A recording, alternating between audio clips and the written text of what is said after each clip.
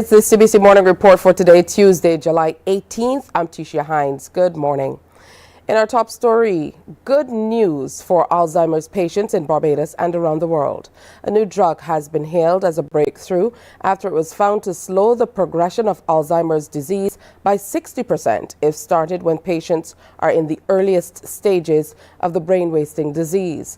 The new trial data was presented on Monday at the Alzheimer's Association International Conference in Amsterdam. Alzheimer's Disease International says one person develops dementia every 3 seconds. It's now the 7th leading cause of death. Around 139 million people are expected to have dementia by 2050, with most cases in developing nations. The global cost of dementia is more than $1.3 trillion. That's the cost of direct medical care, social care, and unpaid care. David Thomas is Head of Policy at Alzheimer's Research UK. He joins us live from Cambridge in the United Kingdom. Good to have you with us. So, this experimental drug by Eli Lilly, is it a turning point? I think it is a turning point, yes. For the last couple of decades, we've had a series of failures in clinical trials, drugs that have been tested that haven't shown the response we would want them to. And then today, the data presented on donanemab shows that this drug is able to actually slow the decline in cognition that's associated with people in the early stages of Alzheimer's disease.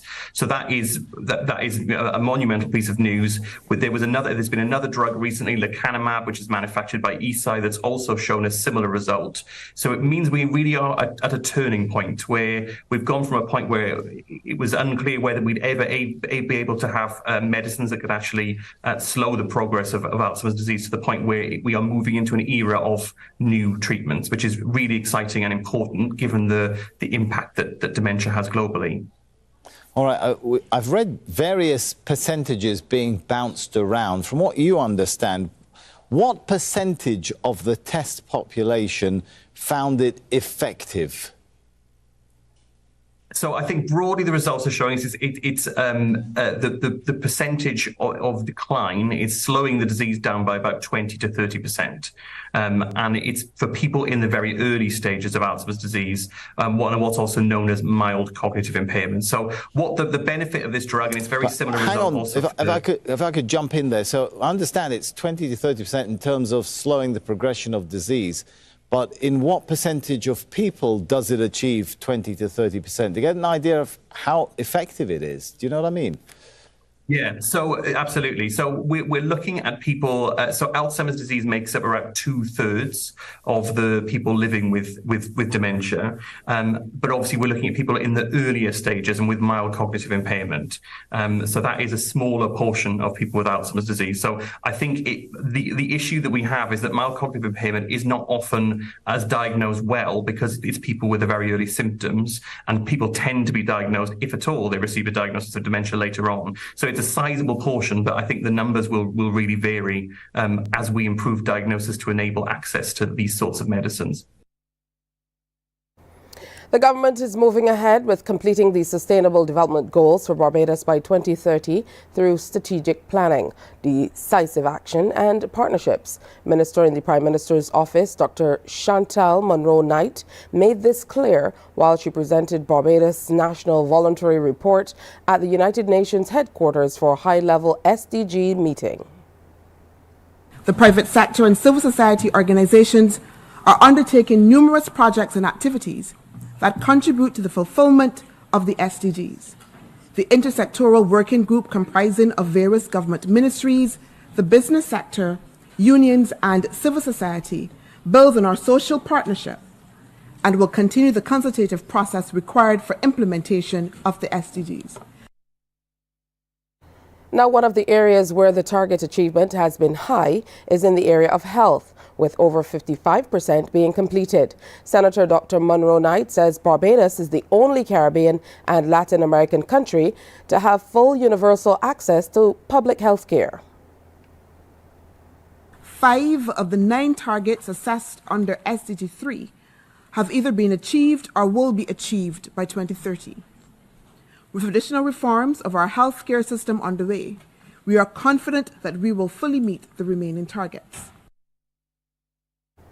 Coming up on the morning report, a world food crisis looms again after Russia pulls out of the Black Sea grain deal with Ukraine.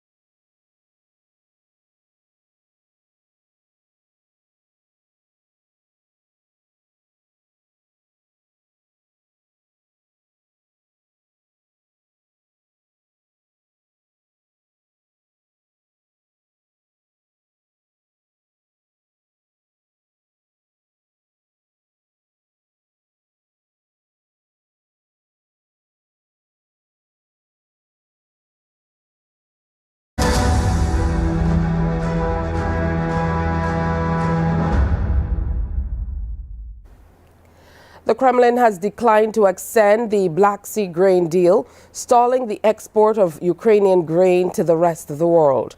The grain pact helped lower food prices by more than 20% globally. United Nations Chief Antonio Guterres is deeply disappointed at Russia's withdrawal from the grain deal, saying it was a lifeline for global food security.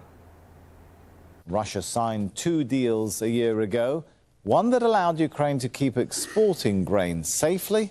The other was with the UN to ease restrictions on Russian food and fertilizer exports. Rasul Sardar reports from Istanbul. This is the last ship carrying grain from Ukraine under the Black Sea Grain Initiative brokered by the United Nations and Turkey. Now Russia has pulled out, saying its demands have not been met. Russia wants to see an end to Western imposed sanctions on the Russian Agricultural Bank and to restrictions on shipping and insurance that Moscow says has hampered its agricultural exports. Turkey is one of the main beneficiaries of the deal and is hopeful it can be held together. I believe my friend President Putin wants this humanitarian bridge to continue. In the meantime, our foreign minister will hold his meetings with his counterpart, and I will meet with Mr. Putin as soon as I return from the trip. When we meet with him in our country in August, we will have the opportunity to discuss all these issues. We will also explore how we can act on paving the way for the shipment of Russian grain and fertilizer. The deal was struck last year amid fears of global food shortages after Russia invaded Ukraine. Nearly 33 million tons of grain and other foods have left Ukraine under the agreement through a corridor across the Black Sea that allowed Ukraine to export its grain safely. Without Russia's security guarantees, Ukrainian ships will no longer be able to sail from its ports.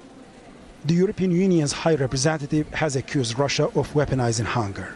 This is something very serious that will create a lot of troubles to many people around the world. We, from our side, we will do everything we can through our solidarity lanes in order to make available the Ukrainian grain for the people who eat from it. And I have to blame Russia for this decision, completely unjustified, weaponizing the hunger of the people.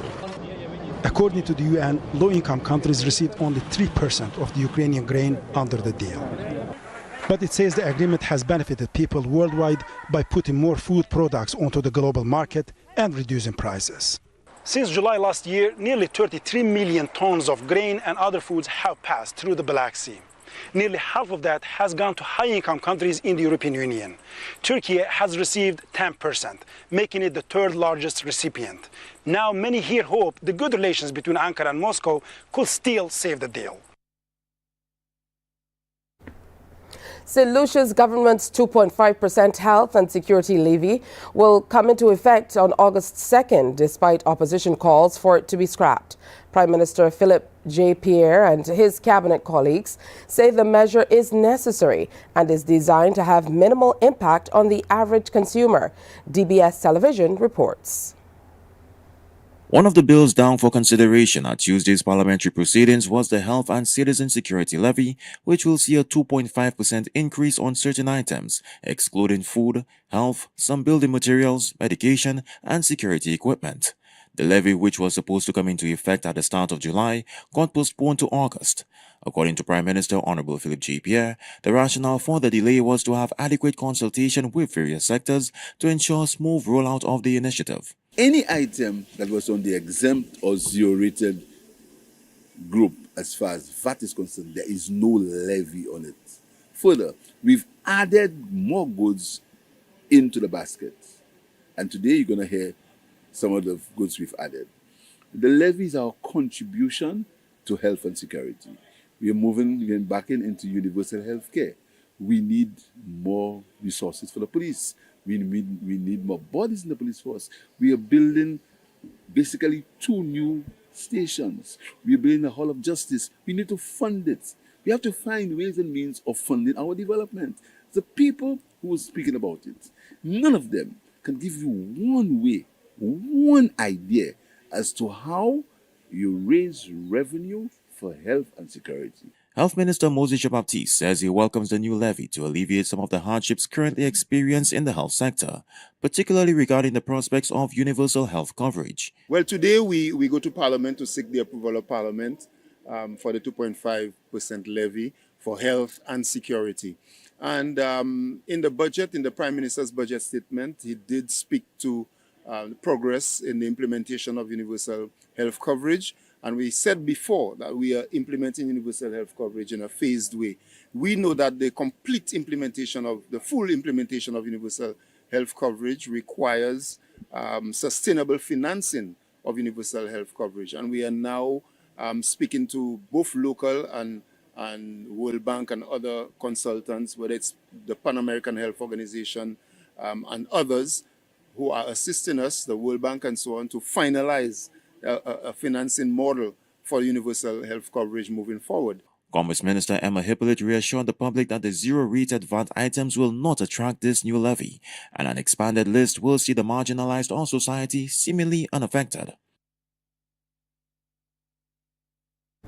Well, it's time now for us to preview what's coming up on Morning Barbados.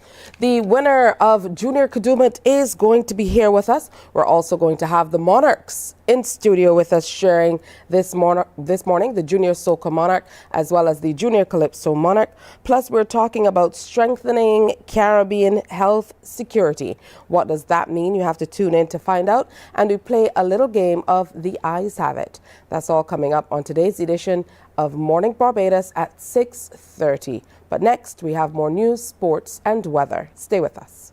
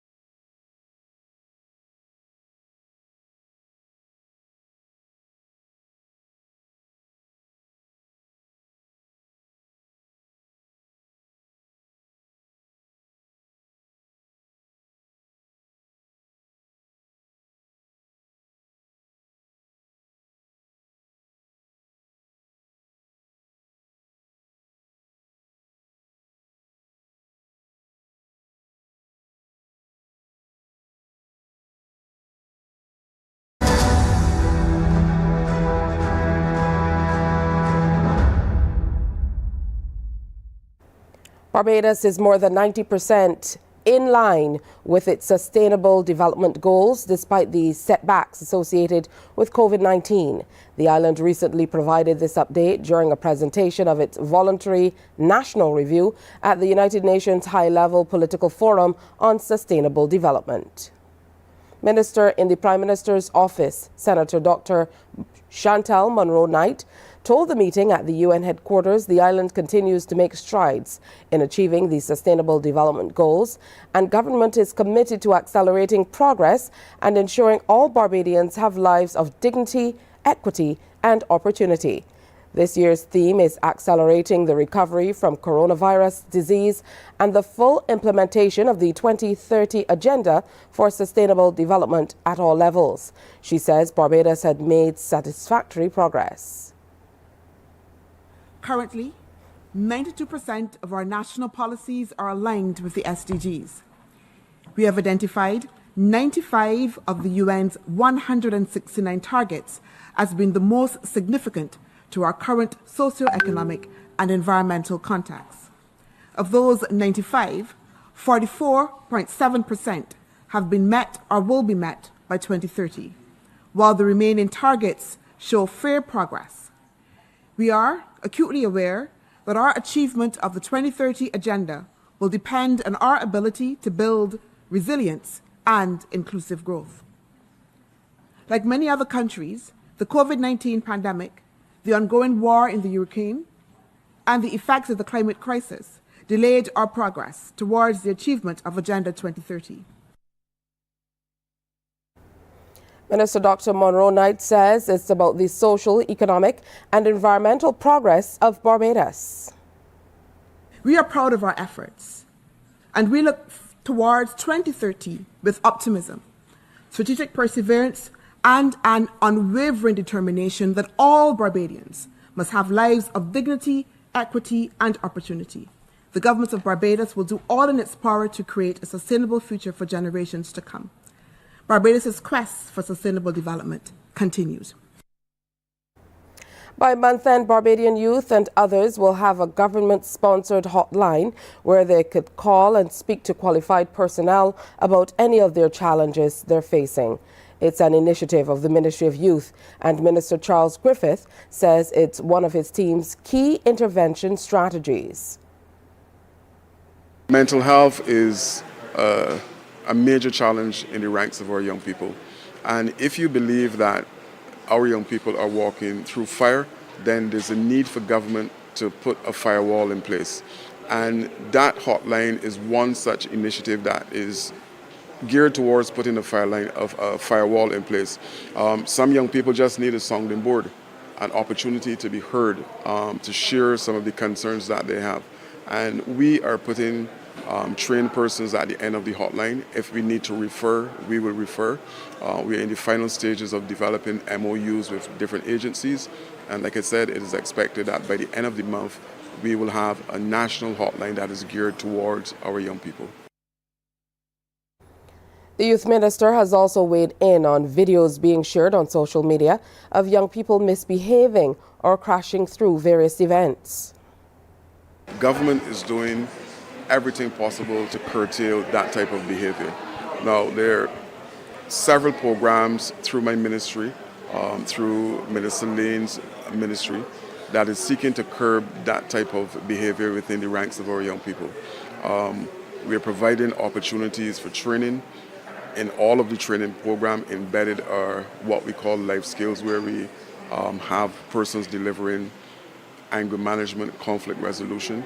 So this is something, the truth is that this is a minority of our young people that is engaging in this particular, but a minority is still too many for us in government. The Crime Prevention Unit in the Attorney General's office has introduced another program within the Dodds prison to help rehabilitate inmates. This latest initiative involves the donation of crayons, reflective journals, and other supplies to enable the National Peace Program to collect data from inmates to better inform policy decisions and reduce incidents of repeat offences. Minister of State in the Office of the Attorney General with responsibility for crime prevention, Corey Lane, believes this will be an effective tool for psychological healing. He explains the donation forms part of a project in rehabilitation, therapy and research, providing those on remand with the opportunity to be creative and to express themselves constructively. A lot of people don't understand the relationship sometimes between journaling and healing oneself, and this project demonstrates that. I also would like to say that the National Peace Program and the Crime Prevention Unit within the Office of the Attorney General has been working with a number of inmates months before their release, and we plan to continue doing so after. We are starting the relationship with this project. We've started the relationship through the music project, the cooking project, and a number of other rehabilitation projects. Special Projects Chairperson of the National Peace Program, Tyrell Giles, explains the journals are multidimensional in their use. We seek to address the literacy rate in the prison. We seek to use these journals as advice and feedback for therapy sessions, for social workers, or whoever may have to do work with inmates going forward. Certainly, these are 450 of the journals for the remanded inmates, as those are the ones who are more in need of them at this point in time. In a matter of days, really, we hope to have some kind of sensitization among the inmates, where we let them know what to expect in the journal, how to go about it. And we've been advised by the minister that we want to be doing some form of data collection within a week to 2. Dozens of teachers from Grenada are participating in a summer training program aimed at learning new and innovative ways to teach the nation's children. The 2-week training is a collaborative effort by the Grenada Union of Teachers and the Canadian Teachers Federation, as we hear in this GBN television report.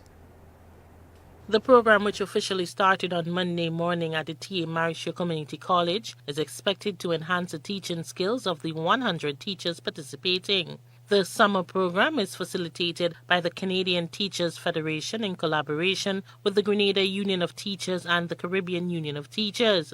Team leader of the 4 delegates from the CTF, Sabrina Fernandez, elaborated on the program and the 4 areas of focus. We are doing 4 different projects. We're doing the assessment and evaluation, technology and education, differentiated instruction, and inclusion. For the differentiated instruction is using a lot of different strategies to have more students involved and being able to participate in assignments and lessons and learn the content. In inclusion, they'll be looking at some different themes, the autism spectrum, looking at some universal design, as well as the sensory disorder students who are overstimulated by extraneous sensories, lighting. Executive Officer of the GUT, Kenny James, says this training is a benefit of the 62 years of good relations his union has had with the CTF. He said teachers have shown an overwhelming level of interest in the training, as they always see the need for self-development. This year we have targeted 100 teachers. Unfortunately, there's one class that was extremely overly subscribed, and that is differentiated instruction. We were looking for at least a minimum of 25 participants. In sports, a brace from Shaquille Bell sealed a 3-0 victory for Allerton over leaders Weymouth Wales when the BFA Premier League continued last night at the Wildy Turf.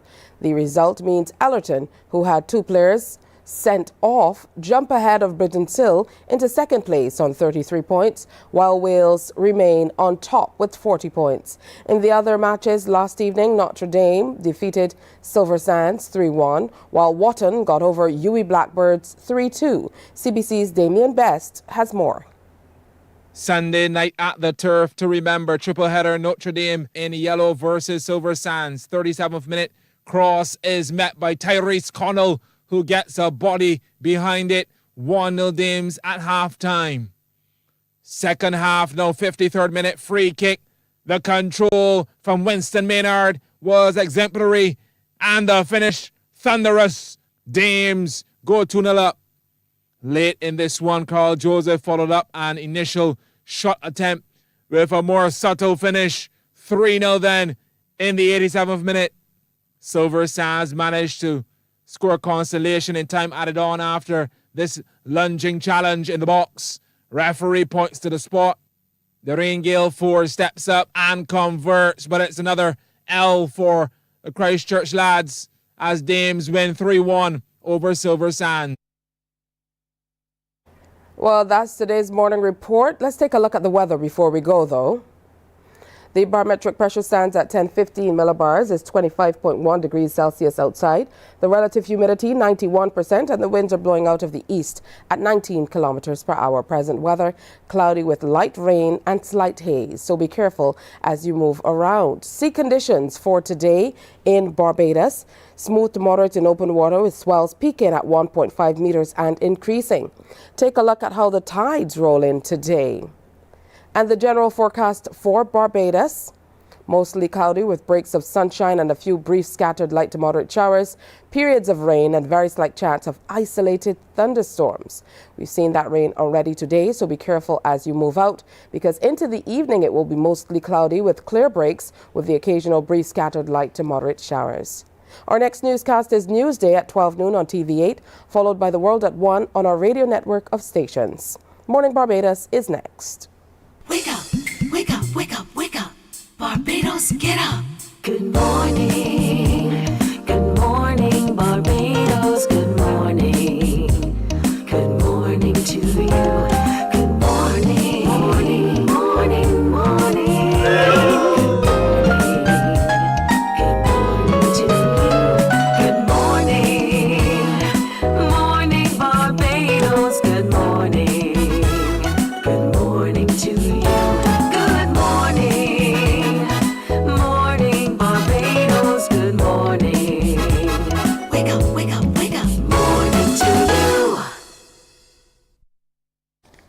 Good morning to you indeed on this Tuesday, July 18th, 2023. Welcome to another presentation of Morning Barbados. I'm Tisha Hines, and I'll be with you until 8 o'clock this morning. Certainly hope you can stick around. It's a rainy day today, and I know what happens to me when it's rainy outside. Usually tend to sleep in. You know, you feel that inclination to touch the snooze button a little bit. So don't get behind the time. If you have to go, you have to get up and make a move, and you want to factor in everything that's happening on the roads across Barbados. Some water, some puddles, people will be moving, the pedestrians still have to walk around, so you might have to go a little slower as you make your daily commute to work or to take the little ones off to camp or whatever you have to do today, chores or what have you. So just factoring a few more minutes so that you will have that time you need to be able to get there. All right, on today's show, we have lots planned for you. As promised, we said the junior soca Monarch will be here, as well as the junior calypso Monarch. So we're going to have them coming through to share with us. We're going to see them in person. Shantae Aline and Shakara Thomas. They are going to be live in studio to share with us exactly what it's like to be the winners of the Junior Monarch competition. Also, another winning streak for Fifth Element. They are winning again. Kevin Small, band leader for and designer for Fifth Element. They've taken the Junior Kadooment titles once again in 2023. So we're going to be talking to Kevin and trying to find out a little bit about his secret. I'm sure he's not going to share it. Nonetheless, we want to congratulate him and indeed all of the other designers who've been successful in this year's Junior Kadooment. Plus, we're taking a look today at strengthening Caribbean health security. What does that mean? Well, there's a conference coming up and we're going to tell you more about it. But Dr. Kirk Douglas, the director for the Center of Biosecurity Studies at the University of the West Indies, will be here, as well as Dr. Ryan Paul, CEO of Holden Fitzgerald, and they are going to be telling us about the global insights of the expert panel to be talking about strengthening Caribbean health security, but they're also going to give us the details on that particular seminar as well. We're also going to be playing the Eyes Have It, as we have been doing all this week and last week, where we present you with eyes of someone of Cropover fame, so to speak, and we ask you to guess who that person is. We're also going to give you a chance to play to win 2 tickets to UV and 2 tickets to Rise. Those are 2 of the major events coming up, and we're going to give you an opportunity to win. That's all coming up today on Morning Barbados.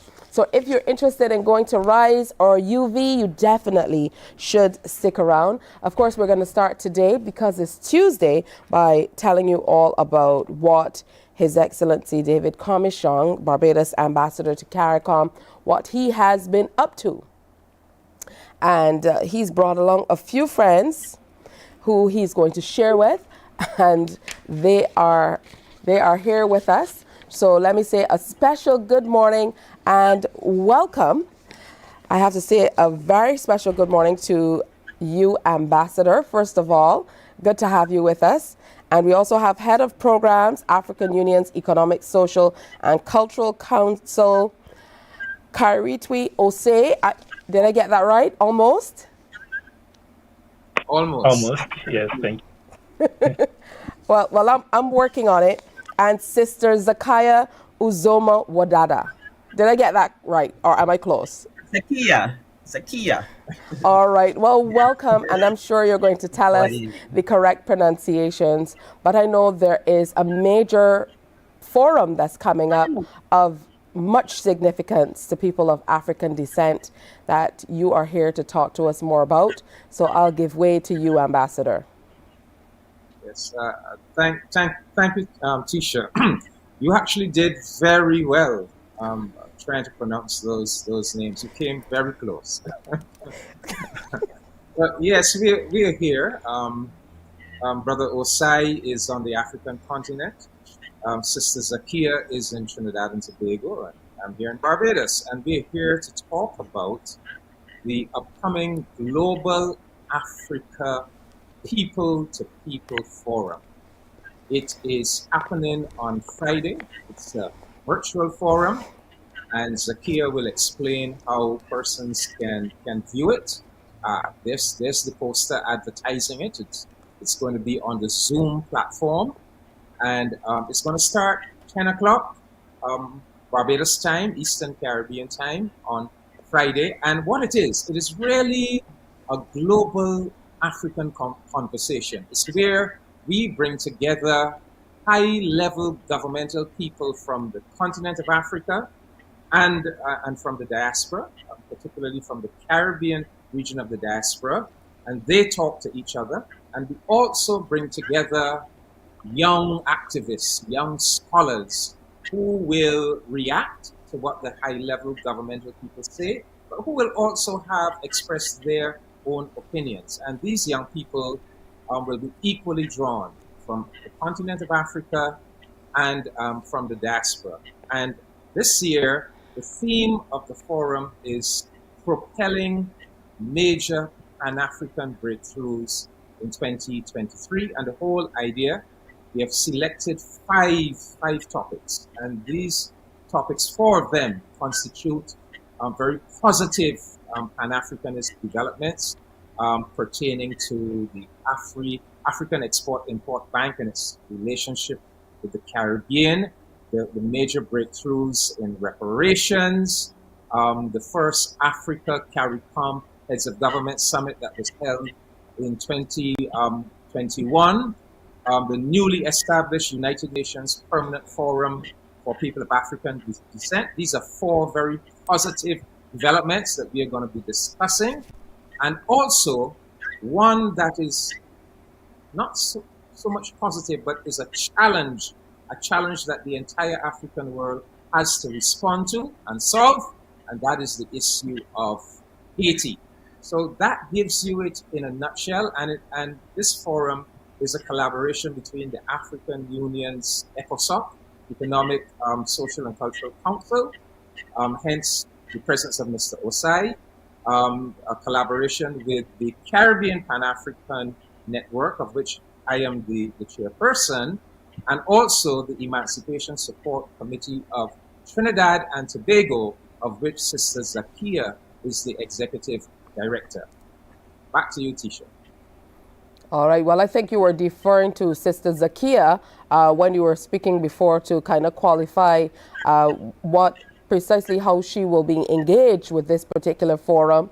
You know, pretty interesting for me of those 5 topics. I know you said that there are 4 positive ones and one that a bit of a challenge.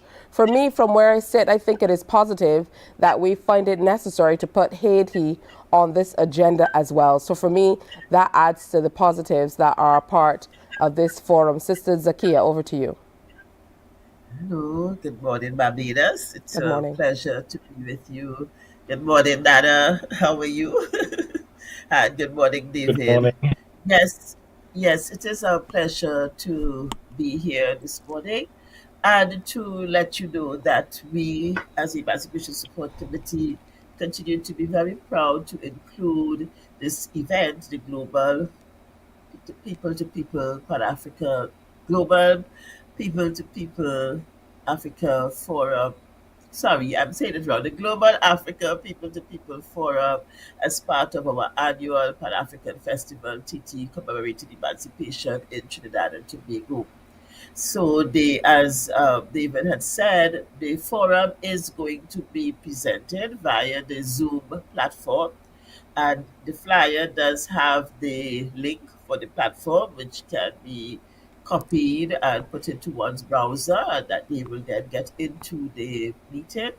We will also, by letter, be sending out a wide number of invitations by email with the link to the platform. And we are also looking towards streaming the event live on Facebook, so that if and YouTube, so if you are unable to join via the Zoom link, you can also pick up on the forum via Facebook and YouTube. Now, Sister Zakaya, as the Executive Director of the Emancipation Support Committee of Trinidad and Tobago, what are some of your major views going into this particular forum, and what are you hoping to bring home for the Caribbean as wins? Yes. Now, the watchwords for the Emancipation Support Committee are reconnection, empowerment, and transformation. And this whole idea of reconnecting with our brothers and sisters on the continent is extremely important to us, and it has always been part of our festival. The Pan African Festival TT commemorating emancipation has always served to be part of, has also included, have always included as part of the festival collaboration with the African Union. The organization is in fact the secretariat for the Caribbean Pan African Network, and therefore we work very, very closely with both the African Union and, of course, CPAN. And we have always thought it important to have this kind of reconnection because we think it is critical for us to understand our history, to understand who we are, and to keep connected with the continent so that we can really bring about the kind of transformation that is required in ourselves and within the societies that within which we find ourselves now, so that we can be empowered as an African people. Now, Mr. Osai, you are on the continent. In this side of the world, we know how it's being received. In your side of the world, how is it being received that we're finally reconnecting and having these very important conversations?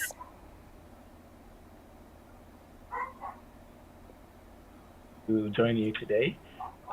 We are extremely excited to be continuing these conversations with our colleagues and kinfolk from the CPAN, Caribbean Pan-African Network, the Emancipation Support Committee of Trinidad and Tobago, among many other diaspora networks in the Caribbean that we have been engaged with over a long amount of time now, all within the framework of the African Union's engagement with the African diaspora. So, as some of your viewers might be aware, the African diaspora is actually categorized as the sixth region of the African continent. So within the continent, we have 5 geopolitical divisions representing the various regions of the continent, and we have added the African diaspora as the sixth, therefore signifying the very, very high level of importance that we attach to Africans wherever they may be. We do not define Africans as those happening to be located on the continent at this point in time only, but all of our brothers and sisters who are situated around the world, who have affinity and affiliation to the continent. And so this People-to-People Forum is actually the second in the series that we are convening together with our partners in the Caribbean, led by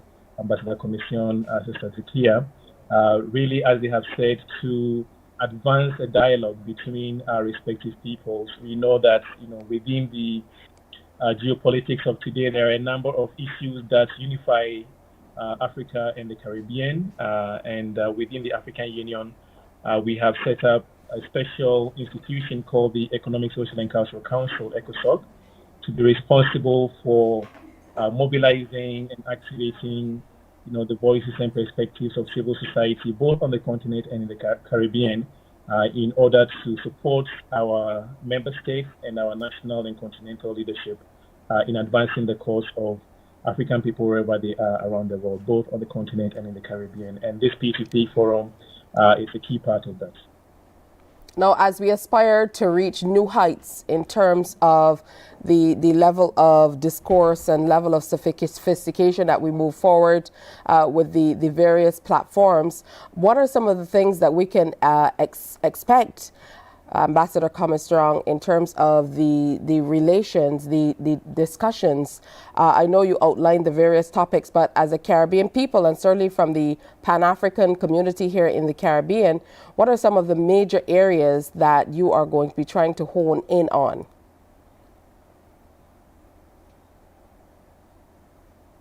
To create a sense of positivity and agency. Too often we come together to moan and groan and to bemoan our failures, when if we look objectively at our reality, there are many, many positive things that we are doing. And so one of the things I want to stress is the quality and the high level of the governmental officials that will be taking part in this forum. And if I list the names, our viewers will get a sense of the importance of this forum and the levels at which it is pitched. It is pitched at the highest governmental level, but it is also pitched at the people-to-people level, where we are focusing particularly on our young people. So let me just give you an idea of some of the personalities that will be participating. So I begin with ECOSOC, the African Union's Economic, Social and Cultural Council. We will have their presiding officer, Mr. Khalid Boudali, and I think I sent you some of the photos from CPAN and the Emancipation Support Committee. We will have our own veteran Caribbean Pan-Africanist, Brother Kafra Cambon. We're going to have Prime Minister Mia Amor Motley, and the president of that's Mr. Boudali of the ECOSOC. We're going to have Dr. Hilary Beckles. We're going to, that's Brother Osai. He will also speak on behalf of ECOSOC. That's the Secretary General of CARICOM, Dr. Carla Barnett. She will speak about the first Africa CARICOM Summit. This is Her Excellency Epsie Campbell, former Vice President of Costa Rica and Chair of the UN Permanent Forum on People of African Descent. Of course, Prime Minister Ralph Gonzalez, he will discuss Haiti. This is Elder Kafra Cambon of the Caribbean, Elder Pan-Africanist statesman, and he will speak on behalf of CPAN and the Emancipation Support Committee. But that's Professor Benedict Orama of the African Export-Import Bank, and we should be getting to know his face quite well. Actually, one of the things we are going to herald at this forum is the fact that on the 2nd of August, Professor Benedict Orama and his whole team from the African Export-Import Bank will be coming to Barbados to officially open the bank's new Caribbean headquarters right here in Barbados. So that is a magnificent Pan-African breakthrough in 2023, and we, the people of the African world, we need to know about it, and we need to discuss it. What are its implications for us, and how we can build collectively upon that breakthrough. So this is really the idea, Tisha. It is about look, recognizing where we have done concrete things, we have made concrete breakthroughs, but that we now need to consolidate that by making sure that all or as many of our people as possible know about these breakthroughs and know about the roles that they can play in mobilizing around these breakthroughs and making them even stronger and more effective. And I like the fact that you looked at the issue of Haiti and said, well, it's not really a negative, but you're really focusing on the positive of us trying to bring our global African family together at this forum to discuss how collectively we could all play a role in solving the issue of the crisis in Haiti. So that is the spirit that is going to permeate the entire event on Friday. And this is an annual event. Brother Osai said it's the second. It's actually the third.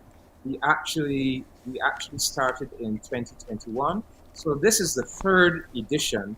But I think this year we hit upon this idea of itemizing those positive breakthroughs and also those things that challenge us and that we really need to come together to make sure we have a breakthrough.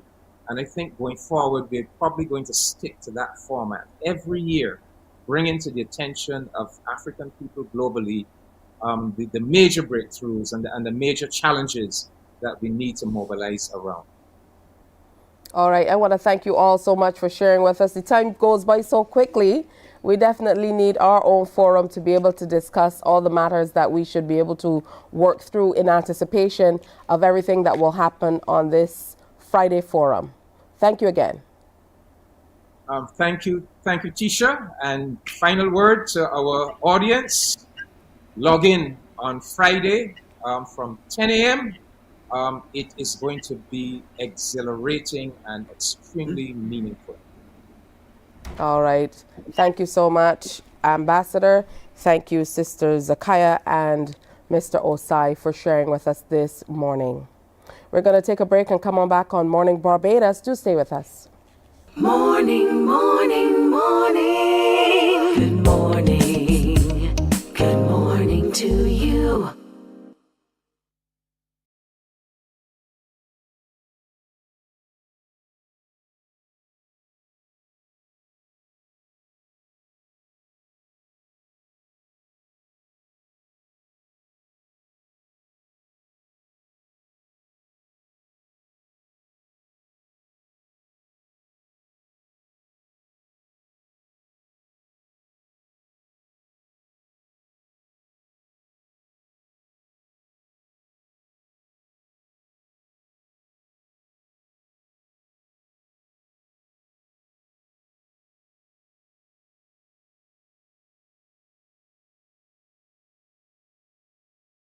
Morning, morning. Good morning. Good morning to you. So this morning we have another friend visiting from Trinidad and Tobago. Always good to have our Caribbean neighbors coming through and sharing with us. Minister Cassandra Powder, an evangelist, gospel recording artist, author, television and radio personality, is in studio with us. Good morning and welcome. Thank you for having me. Good morning. Good to have you with us. Now, tell us a little bit about, first of all, how you're able to juggle all of these titles all in one. I have a lot of help. Yeah, I have a lot of help in each and every area, so I'm able to maneuver myself properly. What brings you to Barbados? My book, and I came here also to release some new music. Tell us all about the book. I see you have it here with you.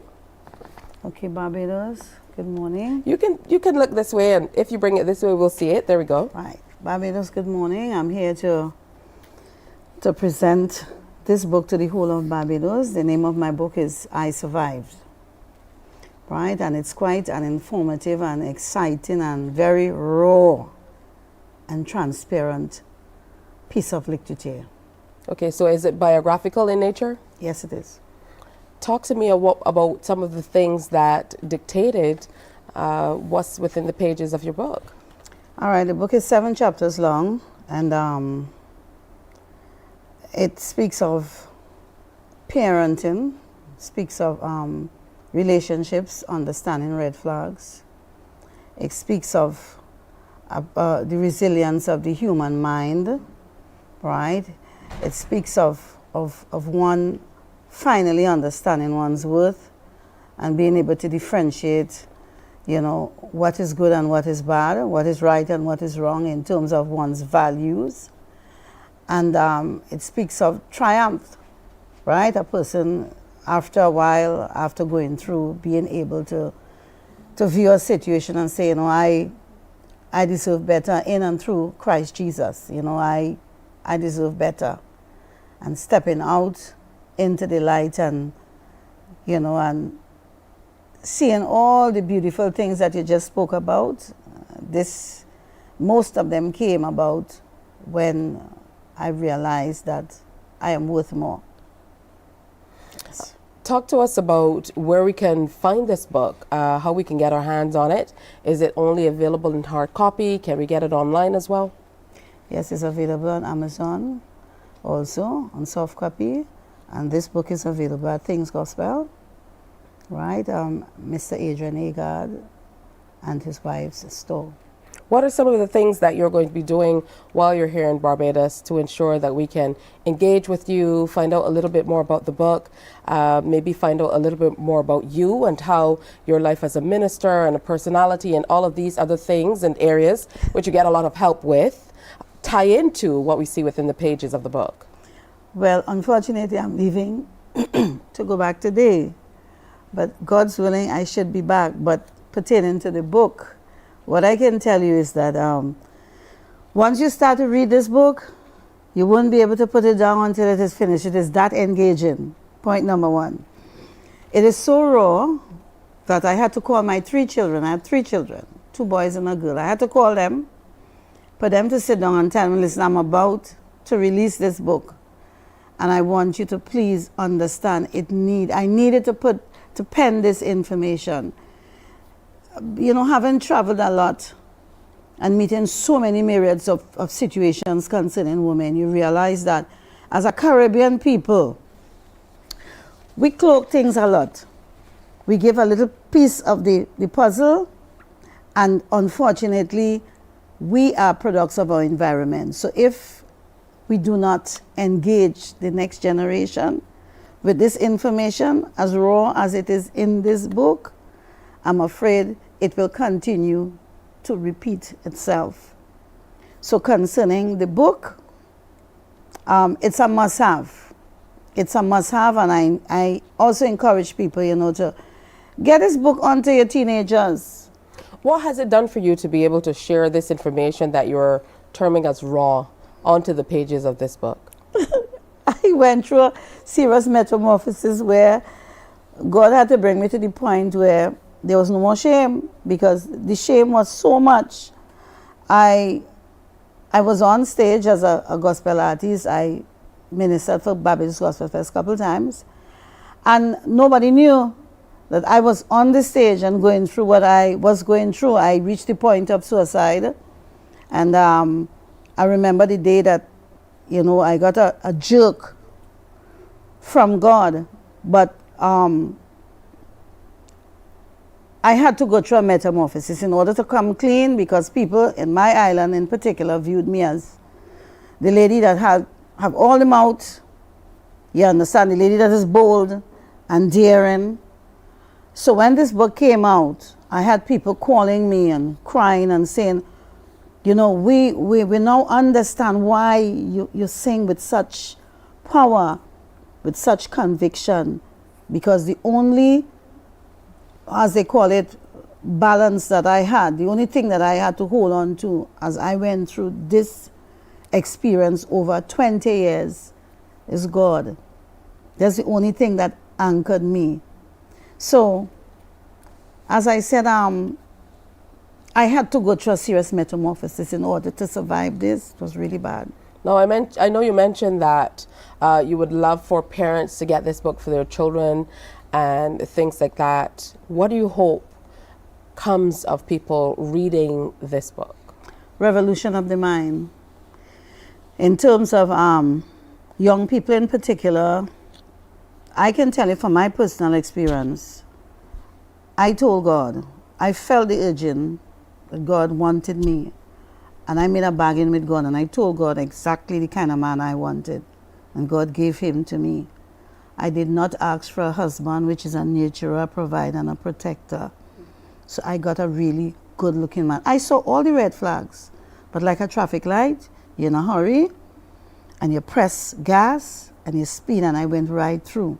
I did not care because my ex-husband is a gorgeous man, very, very gorgeous man. So for the young people, you choosing a husband or a wife as a lifetime partner.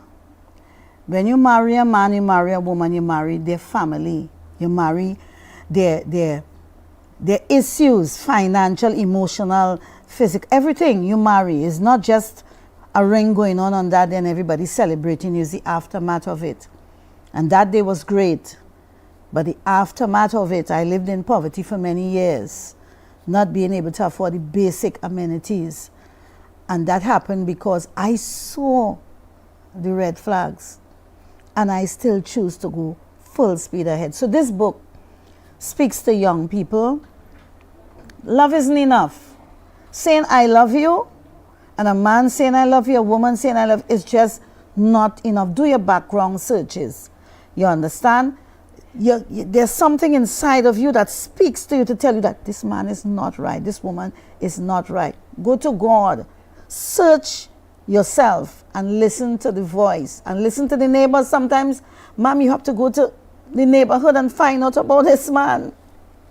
What was the most difficult chapter of this book to put down on paper, or can you say that that's the case with a number of the chapters that are within the pages of the book? I think it must have been quite challenging for you to be able to get it all out, considering that you said you had to go to your children to kind of give them a heads up of what's coming. Every chapter, because when the book was completed and the first copy was sent to me, and I said, okay, I have this precious gem. Let me go, read my own stuff that I wrote. The first chapter, I cried. I cried for 3 hours. I cried because when I revisited my childhood and the challenges, and I could have made my mother out as a villain. But then my mother is also a product of her environment. And there might be people out there who you're hating on your mother and your father. They are just simply products of their environment. They didn't know better. And I had to accept the fact, my mother did not know better. This is what she knew. So with this book, I started off parenting as my mother. And I had to jerk myself after a couple years and say no, because I did not want what I felt with my mother. I couldn't go and confide in my mother. I couldn't tell my mother the issues that I was going through, which were very deep as a child. As a child, I felt as if I was the black sheep of the family. I was the forgotten relic. And so it's important that parents read and understand that you must connect with your child. There must be an open door policy. There must be freedom of expression. Not, of course, being rude and disrespectful, but be open. Be open. Create an environment that your children could come and share whatever. I was nearly raped at 9 years old, and my mother never knew. The gentleman stripped me naked beneath a building, and I prayed. I remember that time. I prayed, and by the time I opened my eyes, before that he said, "Put back on your clothes," and no, he said, "Open your legs" and whatnot. And I remember, I started to pray, and I told him the superintendent, the commissioner of police was my godfather, which was a lie, of course. And I don't know if that spoke to him, But eventually, when I opened my eyes, I put on my clothes and I went home. I didn't have the opportunity to share with my mom to say, Mommy, I just went through this. So this book speaks strongly to West Indian, or as I call it, people of colored parenting. We need to revisit our strategy concerning parenting. The way we engage with our children, most certainly. Tell me about your music, though. And I can imagine that your music poured into this as well, and vice versa. Because in spite of the fact that you get all this help, I know that, you know, they're all interconnected and interrelated. Talk to me about the song All Things. I know that's one of the more popular songs that you perform.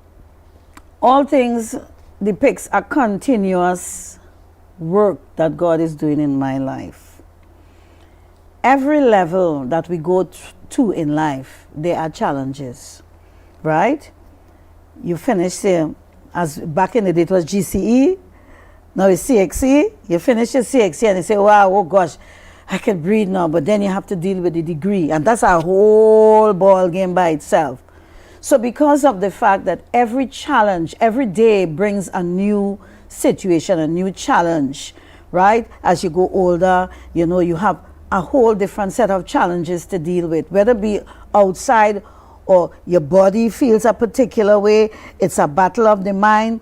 So All Things depict, to me, a constant witness and a constant reminder of, you see this God? It doesn't matter. He's a God of no boundaries, no limits. And if he did it then, he will certainly do it again. Just follow the paper trail. So that's what it depicts. All right, wonderful. Remind us of the name of the book and where we can find it. The name of the book is I Survived by Cassandra Powder, and you can find it at All Things Gospel. All right. I want to thank you for coming in and sharing so honestly. I totally get where you're coming from, and we hear so many stories about people who are afraid to even share because of the shame that you refer to. I think as adults, they're not even scared anymore of what could happen to them. It's more about how they will be judged. Yeah. And that can be a major hindrance. That's right. to honesty and development. So thank you, and I'm sad that you're leaving today.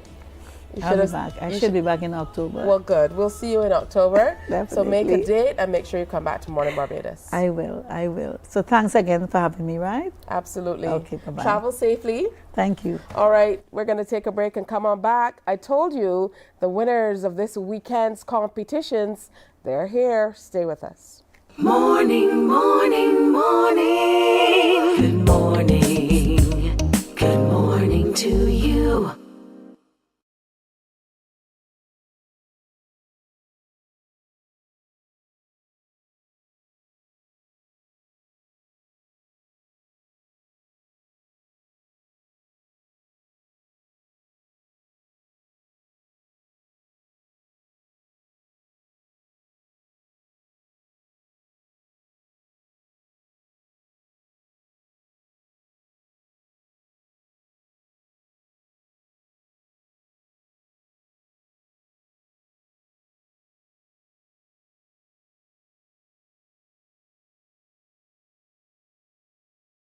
Morning, morning. Good morning.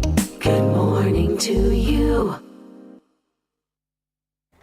All right, remember we're playing The Eyes Have It today. I certainly hope that you've been brushing up on your knowledge of Cropover and all things and people Cropover as well, because this is your opportunity to guess who we are sharing with you today.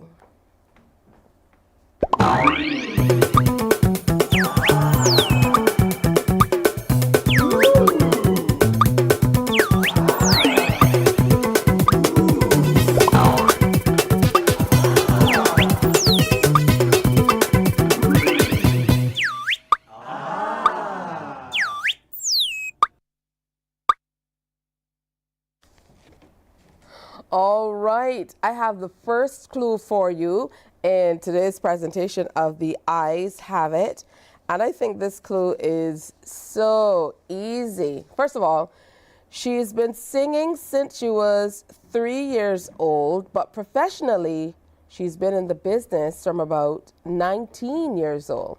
So this person, she's been singing since she was 3 years old, but professionally, she's been in the business since she was 19 years old. Can you guess whose eyes these are? And right now she's been singing for about 19 years too. All right? So look at those eyes. Look deeply into those eyes and think of who you know that's been singing since she was 3 years old. Someone that's been in the business for around 19 years. And you might be able to win. Of course, I can't see it that well in the studio. There's something else on the screen.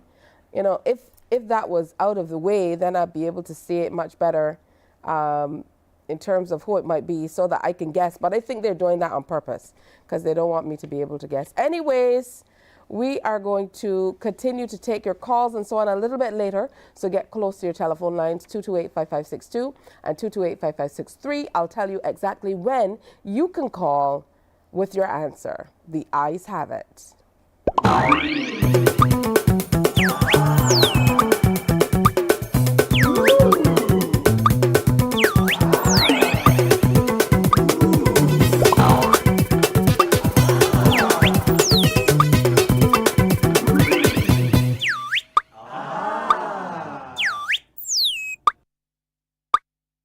Morning, morning, morning.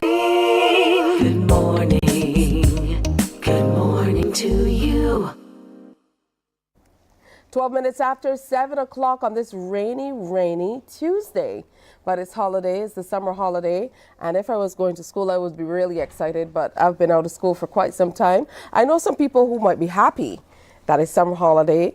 They're still up early and here with me this morning. And congratulations are in order. We're talking about Shante Aline, also known as Tay, the winner of the Scotiabank Junior Soca Monarch competition. And this, of course, is her retaining her title for the second straight year. And Sakara Thomas, winner of the Scotiabank Junior Calypso Monarch competition. Good morning, ladies, and congratulations. Good morning. Oh, good stuff. I'm going to start with you, Shante. Tell me all about this second win in a row. You told me you weren't going into the competition with too much pressure on your shoulder, but I'm sure you were a little nervous, a little concerned about going into the competition and defending that title. So tell me about your game plan going in on Saturday night. Well, Saturday, it was just about going in and having fun and making sure my song was well received by the audience. And that resulted in me winning for actually the third time in a row, the first person to three-peat. It is a three-peat? Yes, please. Where was I in 2021? No, because it was 2019 and then the COVID break and then the last 2 years. Oh, so that wasn't consecutive, but I get you. Three-peat, okay, I could go along with that.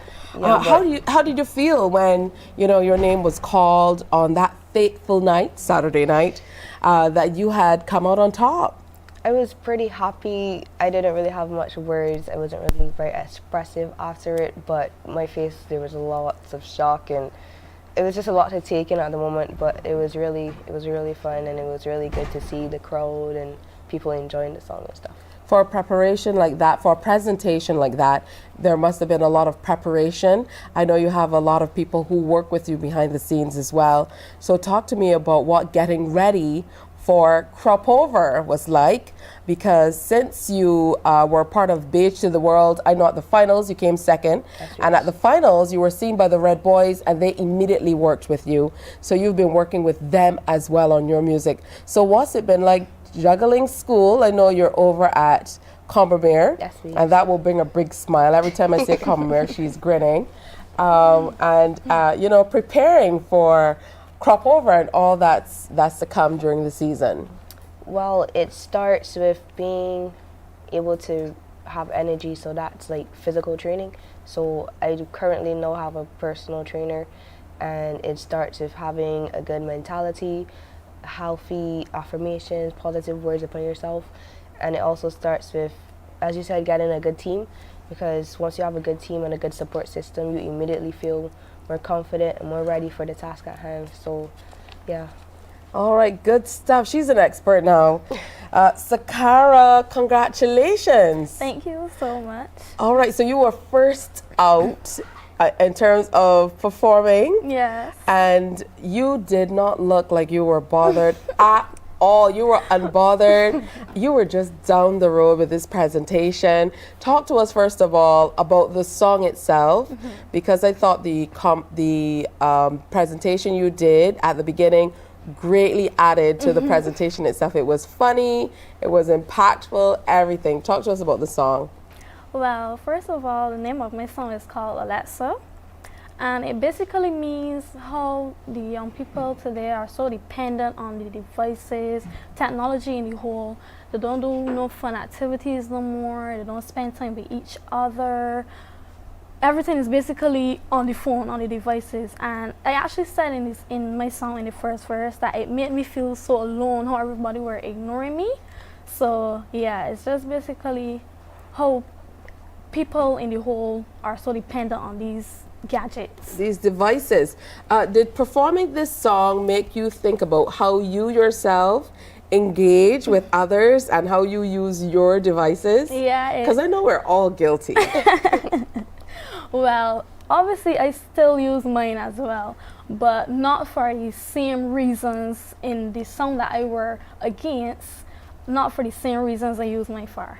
Yeah, for me, the questions to Alexa, though, they were funny. It was good. Who helped you with that presentation? Well, my father was there, my mommy, and obviously my mentor, Crystal Cummins-Beckles, who also wrote the song.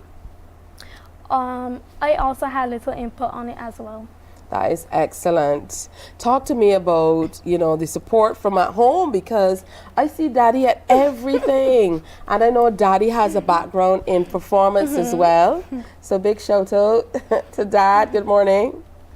Yeah, so basically my whole family was backing me. My cousins, my granny, my other granny from my father's side, everybody was there. Everybody was telling me, you sure you're not nervous? You pick first. I told them I wanted to pick first. I'm comfortable. And they said, well, I believe in you. I know you can do it. And it just pushed me to do my best. Well, I'm going to tell you this. I'm going to expose my co-host for Saturday night was Kwan, a former Monarch, and he called it. I mean, correctly with everyone. Once you performed, he said, Sakara is the one to beat. And as we were going along, we were doing comments, but he was saying, not beating Sakara yet. And he did the same thing with you, Shantae. So, I guess there is a formula. What's your formula, Shantae? Well, Tay for the three-peat. What do you think is the formula? I have to say the formula is be confident and have fun. That's the formula. Not necessarily to winning, but to having a good experience and an enjoyable time in a competition. Oh, that's a wonderful thing to say. What about you, Sakara? Well, I just think is your mindset. How you think, first of all, is how you will get through everything. If you have a negative mindset, obviously things will not go as good as you want them to, but if you're positive and if you're thinking about the good stuff, you don't even have to think about winning per se, but I just feel it's my mindset that pushed me to do my best, and obviously I came out on top. Ladies, talk to me about what happens when you hit that stage. Shantae, I don't know, I talk for a living, that's okay, but the very thought of getting on a stage and performing, I think it would scare me to no end. So when you get on the stage, are you nervous? Does the energy just propel you to want to do well? What are you feeling when you hit that stage, Tay? I'd say the adrenaline starts pumping from about, let's say, the person that's going on before me. So I'm there trying to calm myself down, not to get too worked up about it, not to be so too overexcited. But because I want to go and do my best and do well, I'm just there like, you can't mess this up, you can't mess this up, you can't mess this up. I'm kind of like a perfectionist, but I know everything can't be perfect. So I just try to stay calm and relax and on Saturday that happened, and as soon as I stepped on stage, it was all over for there. Excellent. Sakara, what about you? Well, for me, I don't be as nervous when I get on the stage. Everything just go away, and the crowd, how the crowd respond that will determine how best my performance is. Well, even if they don't perform, I still do my best, but the crowd is push, I don't know, does give you energy. Yeah, they give you that impetus to But do for better. backstage, for me, I don't be as nervous. I just try to go into myself. I don't worry about who's side of me, who around me. I just try to focus. Yeah, you Good got it stuff. right. Just focus and get the job done. And get the job done you both have. So what are you hoping for over the next year? Tay, trying to get accustomed to calling you Tay after calling you Shantae all this time. You know, what are you hoping for over the next year, but in the short term for the Cropover period? I know you have that wonderful song out that's enjoying incredible airplay as well. Yes, please. My plan for the next year is probably to continue working on my craft and growing, finding ways to better myself and improve on future performances. What about you, Sakara?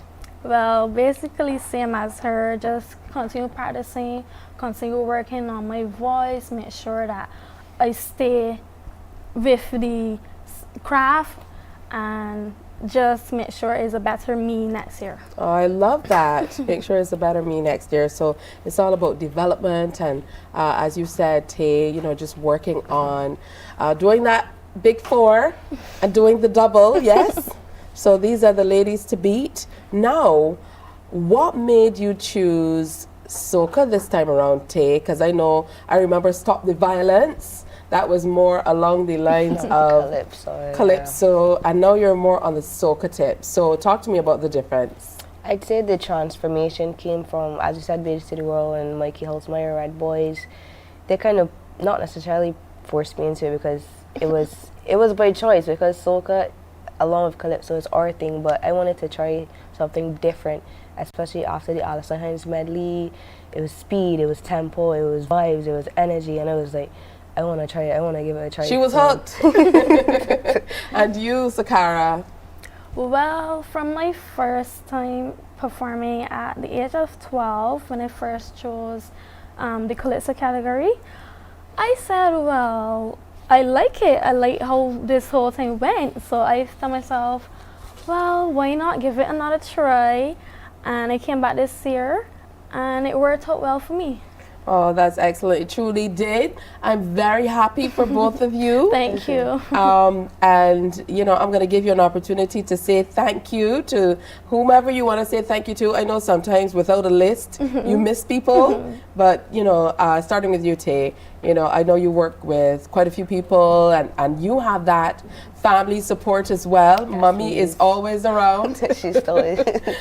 So, you know, who would you like to say thanks to? Who helped to get you to this place? I want to say thank you to my family, my friends, my supporters. I want to say thank you to my sponsors. I want to say thank you to TC, Auntie Sonia, Auntie Natalie, and Auntie Kelly for helping me vocally. Oh, that's wonderful. What about you, Sakara? I would have to say thank you, first of all, to my father. He's been there for everything. Of course, a big thank you to my mentor, Crystal Cummins-Beckles, as well. Akil for doing all of my technical work and stuff that he did. My mommy, my cousins, my granny, my sister, the whole family, everybody that was on stage with me that made it happen. All right, good stuff. Congratulations, girl. Thank you. Enjoy the summer holiday. Any special plans for the summer? Camp? You're too old for camp. You're too sophisticated as queens for camp. I don't know. I think so. I think so. I can just enjoy the win. You're just going to enjoy Alexa? Yeah. You're going to enjoy the devices? Take your own advice. All right, thanks for coming through. The two Monarchs for 2023 in the junior category, they took all the winnings this weekend at the Scotiabank Junior Monarch competition. Tay, of course, took the Soca Monarch title for the third time. And Sakara is her first big win in the Calypso Monarch competition. Congrats again, ladies. Looking fantastic. Hey, just about 25 minutes after 7 o'clock, we have another big winner from this weekend coming up. That's right. The winning streak is on for this band. You know, they've been doing it for Junior Monarch for some time. And Kevin Small, he's here with us next. Morning, morning, morning. Thank you. Good morning. Good morning to you.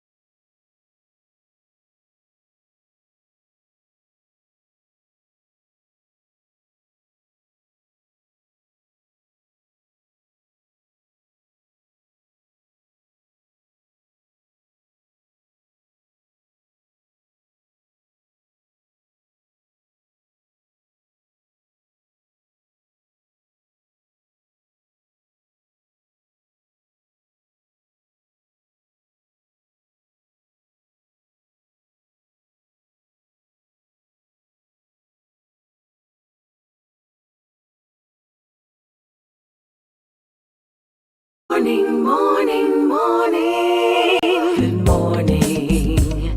Good morning to you. Hey, it's 26 minutes after 7 o'clock. The time goes by so quickly sometimes. I don't even realize it's going by so quickly. They just say, you have to wrap it up, you know, and I feel like I've only been talking for 2 minutes, especially when you're having fun. We know that. So let's say good morning to Fifth Element and Kevin Small, the band leader and designer for Fifth Element. Congratulations. They have won following the return of the Sunshine Snacks Junior Kadooman on Saturday. The traditional masquerade band regained the Best Junior Band title with their Repainting Republic theme and is Fifth Element's 7th title since 2014. We were talking about, you know, what that remedy is, what that sauce is, Kevin. Congratulations. Thank you. Good morning. Good morning, Tisha, and good morning, Barbados. So good to have you with us. I remember I was on the track on that first year at the stadium when you took that first title. So take us back to 2014 as compared to where we are now and how you've continued to be able to really master your craft and continue to win these titles in this major way. 2014 till date, 2014 started out being a great surprise. A surprise because for me, I was just absolutely doing it just for the love of it. Not saying that that's not what I'm doing now, but at that time it was like, you know, just a small band starting out, trying a thing. Eventually we'll get there. So in 2014, that really gave us the boost and the courage to know that the craft and what we produce at Fifth Element Mass is worthy of these awards and these accolades over the years. The band has grown tremendously because we started out with 54 masqueraders and we went all the way up to about 302 masqueraders in 2019, so it definitely has been a journey, and the bigger the band, the more challenges you have to, you know, iron out to make sure that the product is on point. All right, how do you come up with these amazing concepts every single year? Are you just walking around and thinking, what am I going to do for Cropover? No, not intentionally. I mean, for me, it's a continued process where the slightest thing as a leaf may inspire me to come up with a whole band from it.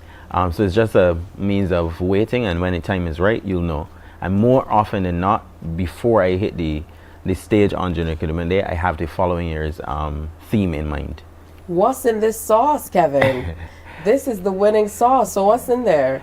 Lots of creativity, lots of dedication, not just for myself as a band leader, designer, but my amazing team that, you know, put up with me sometimes with my crazy ideas, but they support me through and through, from family to friends that became family, and everybody just put their hands to the plow and make sure that it comes off. Let's journey back to those early years.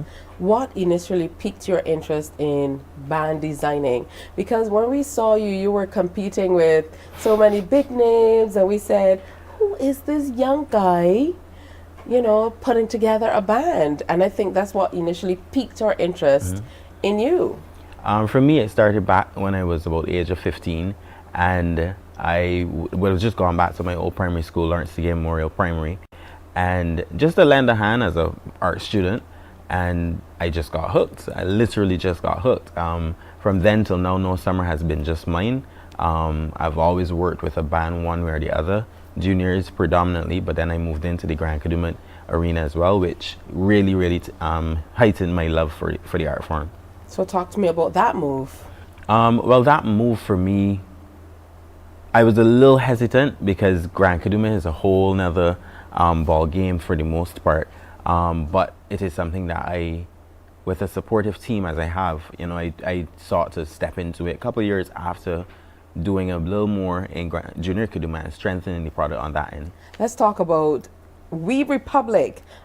We Painting We Republic, the theme for 2023.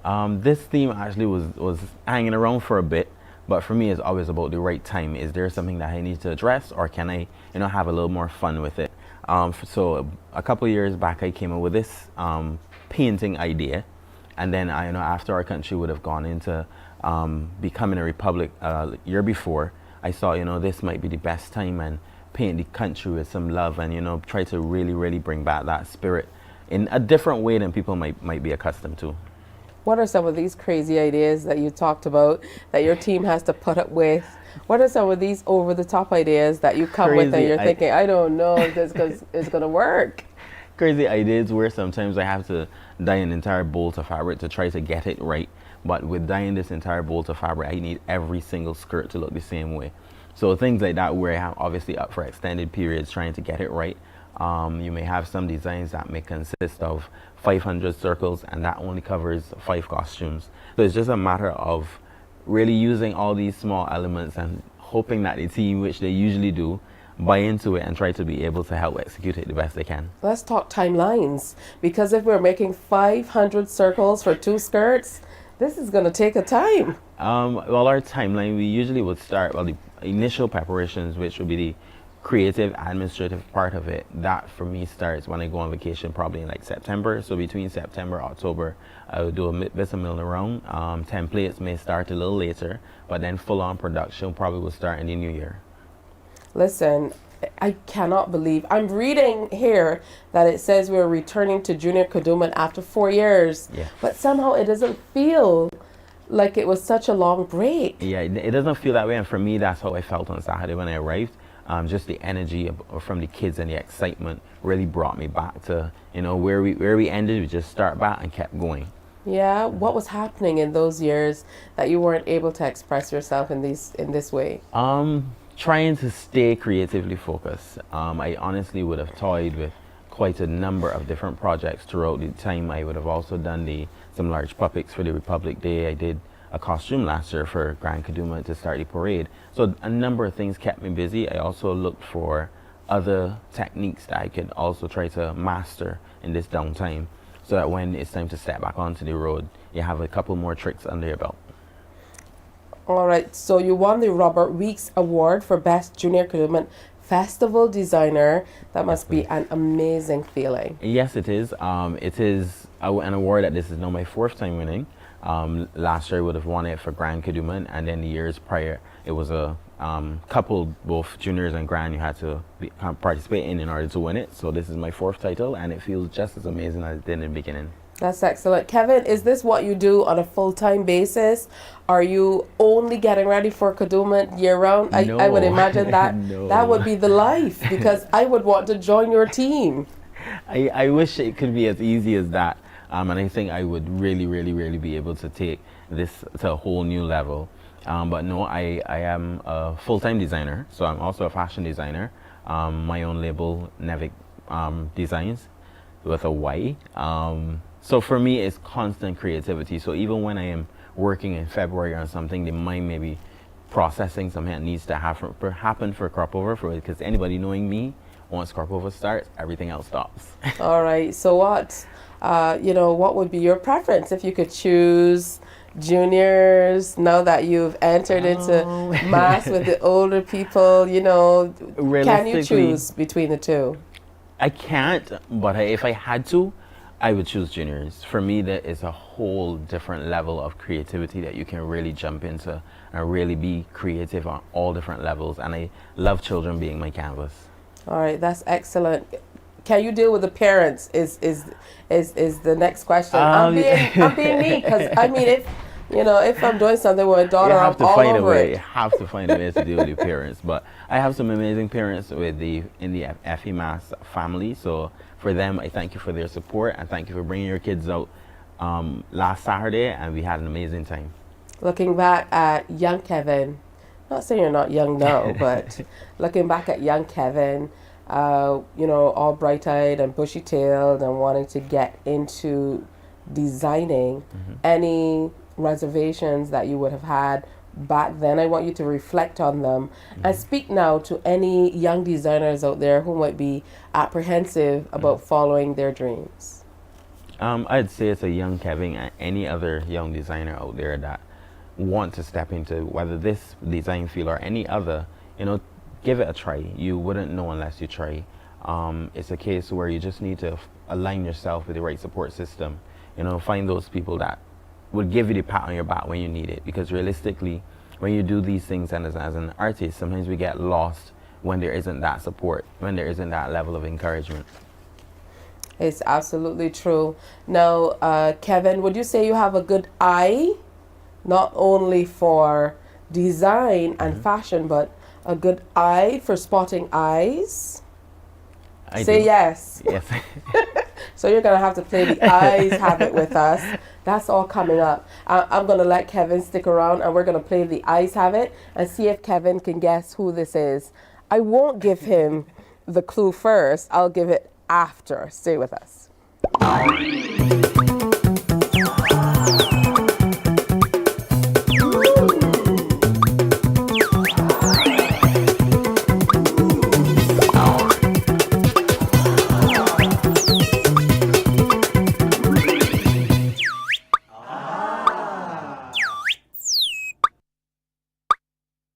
Have it. I think that sound effect is so sleazy.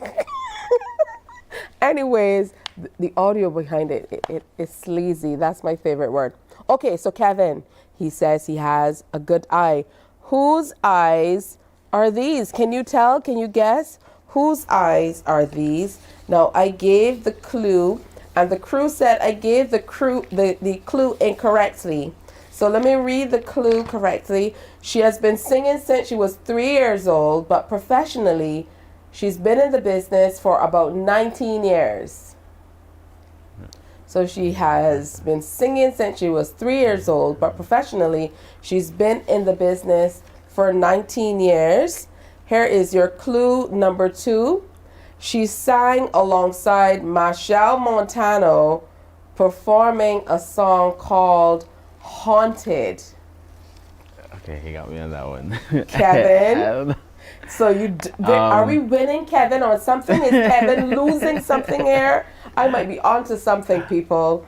Kevin, you can't guess? I don't know that. No? No at all. No guessing? So I win? Who I thought it is, when you said the clue, clearly it's not that person. Yeah, I finally won something against the great Kevin Small. But congratulations to you. Well deserved. Wonderful work. And we certainly look forward to all that you're going to be doing moving forward. Are you bringing a band for Grand Kaduma? We'll be on the road for Grand Kaduma. I will see you on the road, yes, Kevin. For sure. All right, so congrats. We brought you all the winners today, and hopefully you'll be a winner a little bit later with the Eyes Have It. Stay with us. We have lots more to come here on Morning Barbados.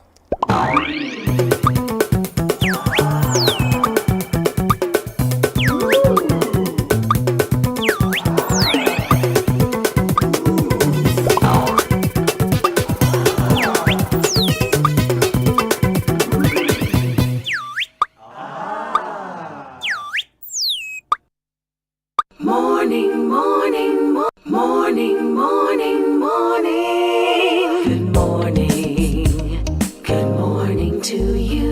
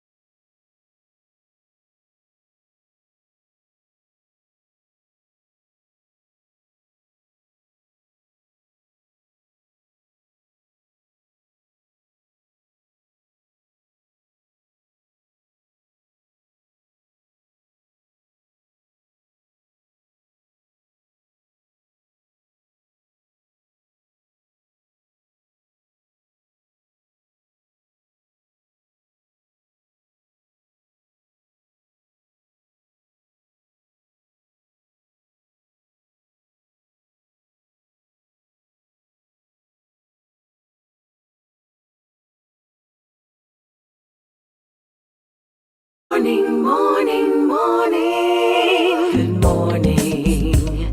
Good morning to you. It's 20 minutes now before 8 o'clock. Good to have you here on Morning Barbados. It's time now for us to talk about strengthening the Caribbean's health security, something we don't often think about, but over the last few years we really have been forced to keep it top of mind. And to talk us through this and talk about an interesting discussion that's coming up is Dr. Kirk Douglas, Director of the Center for Biosecurity Studies at the University of the West Indies, and Dr. Ryan Paul, CEO of Holden Fitzgerald. Good morning and welcome. Hi, good morning, Tisha. Good morning. Good morning. All right. Thank you for having us. Well, good to have you with us. First of all, this topic of strengthening Caribbean health security, why is it necessary at this time? I'll start with you, Dr. Douglas. Well, I think that we are appreciative of what we've just experienced with the first pandemic in over several years. And we as a community, we as a population are definitely not interested in going through another one anytime soon. However, simply wishing it will not achieve that objective. What we have to do is to be intentional in terms of being prepared, also having systems in place that collect data that can then drive informed, data-driven decision making. And so this is very important, and these are some of the key facets, the key points that we will be discussing with several other regional health security experts and also risk management experts as well. All right. So for you, Dr. Ryan, what are some of the ways that the Caribbean, with us as developing nations, that we can continue to develop a robust biosecurity framework for the Caribbean within the context of all we're talking about, key challenges, what has happened with the global pandemic, and other such things that really feed into how we can respond to our health care crises? Yeah, so I think first and foremost, at least at Holden Fitzgerald, and something that I talk about a lot on programs like this and around the world, is we have to starting to think about how we fund global and public health, right? Because where the money comes from is where the control comes from, right? So we want to be able to make sure that we're strengthening health systems locally. And as you talk about small island nation states, we want to make sure that they have autonomy to be able to have authority and control over those opportunities so that they can focus on health promotion, health prevention, and strengthening those health systems ultimately to provide for the capacity that's necessary to be able to respond and be prepared for outbreaks and epidemics as they come along. We are seeing an uptick in antimicrobial resistance across the world. We think that, we're going to continue to see neglected tropical disease rear its ugly head across the global south. And so we want to make sure that we first say, where's the funding coming from? Is it unrestricted? Does it come with no strings attached? Because there are big issues across the globe as it relates to foreign aid and autonomy within local public health systems to be able to make those decisions, to be able to react both culturally, properly, and from an education perspective, the way in which is necessary to take care of their population. Now, I know there's a panel discussion coming up, and three of the last things on the list that I have here that are up for discussion are the three things that really stick with me in terms of how we're going to be able to truly get it done. So it's improving global coordination, enhancing community engagement, and promoting data sharing and transparency. And with all that you said before, Dr. Paul, about deciding or determining how we're going to fund these systems, how do we leverage partnerships with academic institutions like the University of the West Indies and international organizations like Holden Fitzgerald to be able to make these things possible? Yeah, so I think that your question has an answer in it, and that is really creating public-private partnerships that make sense. Right. So there are a lot of public-private partnerships. When we look at across the globe, we look at large management consulting firms. We look at large international organizations to provide that type of funding, to provide that type of management and advisory services to be able to get to the end that we're talking about. But in many cases, the talent, the skills, the ability to be able to do what's necessary for the local population lies within that local population. So in many cases, the conversations that we're having is don't look outside of your community for those solutions. So when we talk about data sharing, when we talk about coordination, we first have to ask the question, what is the intent of the organizations that we're partnering with, right? What is the intent? What is the motive? A good friend of mine, his name is Dr. Gabor-Mate, and he says this, in the healthcare world, right, there's always a motive, right? And so as we, as public health practitioners, try to operate in an altruistic manner, we know that there are bigger forces at play that get in the way of us being able to fund those things properly. So the first question needs to be asked, where are those funds coming from and what is the motive of those funds? Are those funds coming from international organizations that are tied to for-profit Fortune 500 companies and Wall Street that are ultimately trying to make a market in a developing or emerging market that maybe they're not currently existing in? And we need to uncumber ourselves from that. And I think that that's most important because then if we uncumber ourselves from the motive that is not pure and we start to ask those hard questions up front, then we can then have those really great conversations with organizations like the University of West Indies. Quite frankly, I wouldn't be here if it wasn't for Dr. Kerr this morning. So the bottom line is we have to have those honest conversations so that we can then put funding, unrestricted funding, in the hands of local populations to do what is necessary to take care of their population. Absolutely. Dr. Douglas, though, if we're having these very honest and open and robust conversations on things like securing our populations against global pandemics and coordination and things of this nature, what place does that have when we look at healthcare in the big picture with a full eye in terms of what we're going through here in the region as relates to non-communicable diseases and things like that that usually take front stage? Well, I think what you're actually flagging is an interesting issue. So the conundrum people often face is it infectious diseases or is it chronic diseases that we should fund? And I believe you can't separate both of them. And COVID-19 was a stark example of that, because when the SARS coronavirus 2 entered our population, it entered our population that was beriddled with non-communicable diseases. And therefore, that then set the stage for those persons being at higher risk for more severe outcome. So I don't think you can actually separate the two. I think what you have to do, if you really want to achieve success, is to understand that that's the reality. And then you have to peer in terms of both infectious diseases along with chronic diseases, and also overlaid with the impact of climate change, because that is the reality that we face within the Caribbean. We can't stick our heads in the sand, but we have to develop systems that allow us to do that. And we are in conversations at the moment, at a very early stage, with a large global health body on actually trying to design some of these systems for the global scale, but also for the regional scale as well. So when that is further developed, then we will give some more details on that. But it is imperative that we build these systems. For instance, if we look at tourism within the Caribbean, it is our lifeblood for our economies. But it also presents a vulnerability, unfortunately, because more people come in, the higher the chance that they may have some type of disease or infection, and then they can spread it. So how do we mitigate against that? We are also looking at that and how we can leverage, for instance, testing wastewater from incoming aircraft, especially on long-haul flights. This has been done to very great effect within Australia and some of the other countries across the world, including USA, Canada, etc. So we have to up the ante as it relates to our strategy, building and augmenting the current existing systems. It's not that we don't have systems, but I think these systems are in need of update. And so these are some of the things that we will be discussing at the webinar and also planning on how we are going to do that. So it's just not all talk, but it's also action involved as well.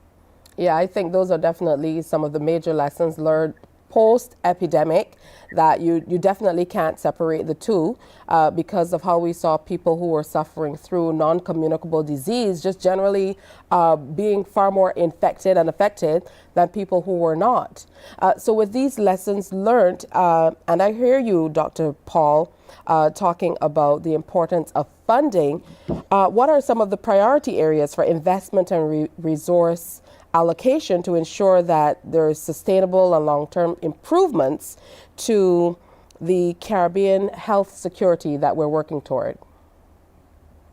Yeah, I think it's a matter of supporting public health agencies that serve all of the Caribbean nations. I think that when we talk about knowledge sharing across scale, I think that that's really important. I think Dr. Kirk really touched on it as it relates to the way in which we create resilient health systems, is to look at when we do look at unrestricted funding from external resources, how can we, in many cases that like you said, it's about investing in infectious disease, right? But we have this non-communicable disease issue that maybe isn't being taken care of. How can we expand on that, right? So that resources that may be specifically restricted to taking care of infectious disease are actually building resiliency, capacity in health systems that can take care of other issues within the health system. Also, I think that a big piece is to really look at the origin of both communicable and non-communicable diseases and the infrastructure within systems, right? So as we look at social determinants of health, just from the perspective of economic upward mobility, education, right? So when we look at health promotion, we look at health education, we look at being able to engage individuals in opportunities to access or further their health status individually. A lot of those things need to be invested in. I think that globally, there's a lot. There's data sharing. There is resiliency across systems. There is a look at how we can invest more from a global perspective from international organizations in non-communicable disease. And I think, again, most importantly, is to focus on when we are funding specific issues within certain demographic and geographic locations, that we make sure that we are partnering with organizations that are not restricting those funds to one particular issue, because that one particular issue could stretch into many different areas that are not necessarily being funded or being taken care of, that are more important and more urgent than maybe where the funding is being required to go. And finally, as we look at those challenges that exist within certain demographic and geographic locations that you refer to, Dr. Paul, I'm going to toss the final question over to you, Dr. Douglas, because you hinted at it quite a bit. And I know all of these things will be discussed in the discussion program that we're going to be talking about with your panelists and so on.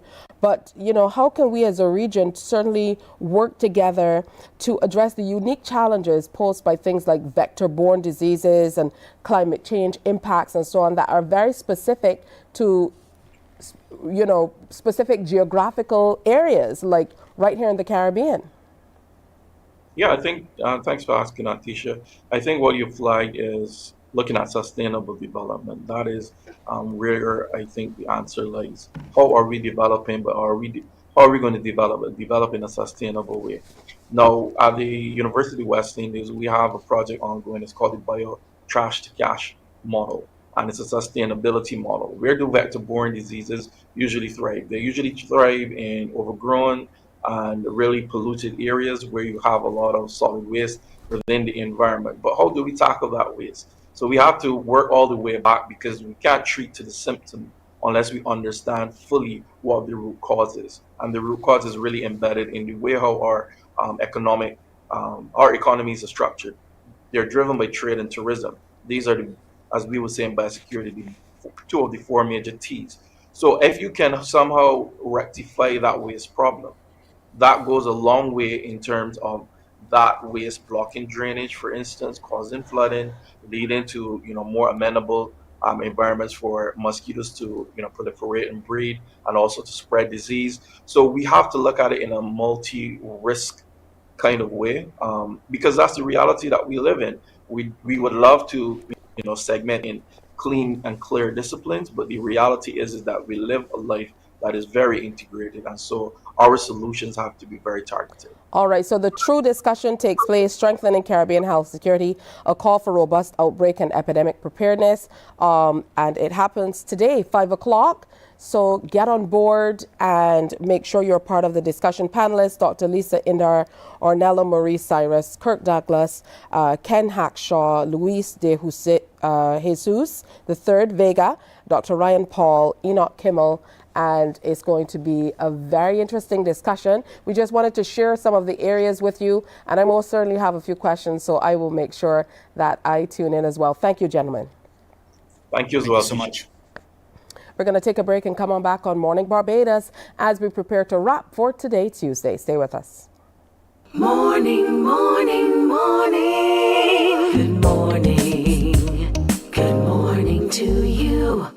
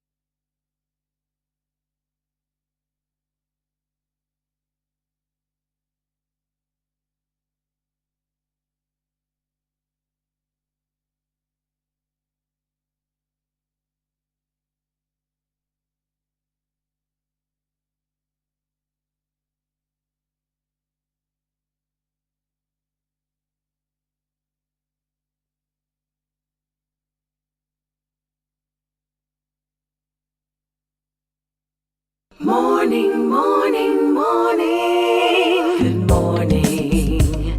Good morning to you.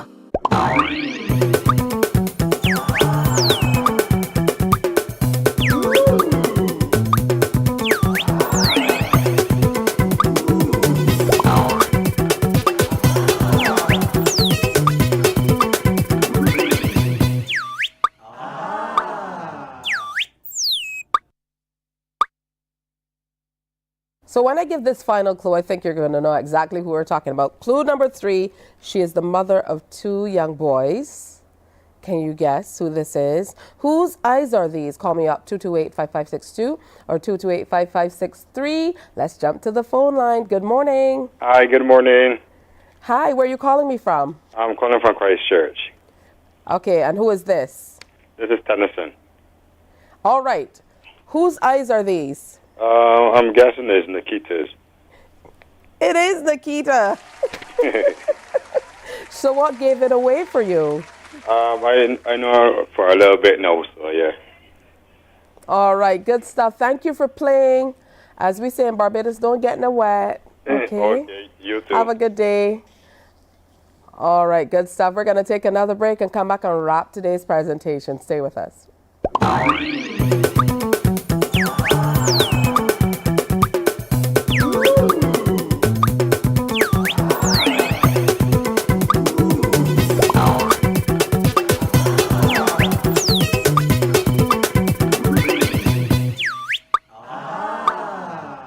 Morning, morning, morning. Good morning. Good morning to you. Here's your chance to go to 2 of the biggest parties of the Cropover season, thanks to Mornin Barbados. We're giving you the chance to go to Rise Wednesday and UV Vibe Breakfast Party. Just tune in to Mornin Barbados in the coming weeks to get a chance to win a ticket to Rise Wednesday or a ticket for UV Vibe Breakfast Party. So watch Mornin Barbados and win for the Cropover season. CBC TV 8, celebrating Cropover.